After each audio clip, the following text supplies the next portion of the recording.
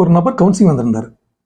Sir, என்னை பார்த்து சில பேர் முறைக்கிறாங்க, திட்டுறாங்க, ஏதாவது ஒன்று செய்கிறாங்க, கேட்டால் இல்லவே இல்லைன்னு சாதிக்கிறாங்க. இதை நான் மற்றவங்களோட சொன்னாலும் நம்புறதில்லை.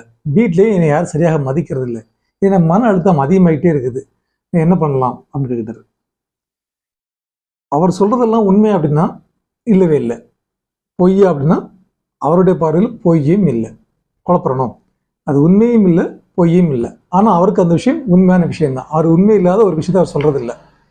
சில பேருக்கு என்ன அப்படின்னாக்கா, ஏதோ தகராறு வச்சுக்கோங்க, ஒருத்தருக்கு நமக்கு இன்னொருத்தர் தகராறு வச்சுன்னா அந்த நபர் யாரையா பார்த்து சிரிச்சாலோ முறைச்சாலோ தன்னை பார்த்து தான் சிரிக்கிறாரு, தன்னை பார்த்து தான் முறைக்கிறாருன்னு இவர் நம்புவார். இதை நம்ம டெலிவிஷன் சொல்கிறோம், மாயை, அதாவது மாய தோற்றம் அப்படின்னு சொல்கிறோம். நம்முடைய மனசு அதை நம்பும், ரொம்ப ஆழமாக நம்பும் அந்த விஷயத்த. எப்படின்னா ரொம்ப ஆழமாக அந்த விஷயத்தை நம்பும். யாராவது அதை பற்றி எடுத்து சொன்னாங்கன்னா அதை அவங்க நம்ப மாட்டாங்க. அவங்க யார் அது மறுத்து சொல்கிறவங்களோ வெறுக்க ஆரம்பிச்சிருவாங்க. இன்னும் சொல்லப்போனால், யாராவது உங்களுக்கு ஒரு பிரச்சனை இருக்குது, ஒரு மனம் சம்மந்தப்பட்ட பிரச்சனை இருக்குது, டாக்டர் போனால் உனக்கு தான் பிரச்சனை இருக்குன்னு சொல்லுவாங்க. இந்த மாதிரி நபர்களுக்கு உரிய கவுன்சிலிங் வித் ட்ரீட்மெண்ட் தேவை.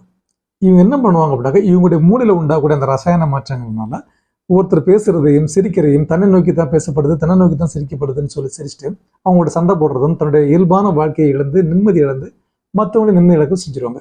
இந்த மாதிரி ஆட்களுக்கு முறையான ஒரு கவுன்சிலிங் கொடுத்து ட்ரீட்மெண்ட் கொடுத்தோம்னா அதை நம்ம மீட்டு கொண்டு வர முடியும்.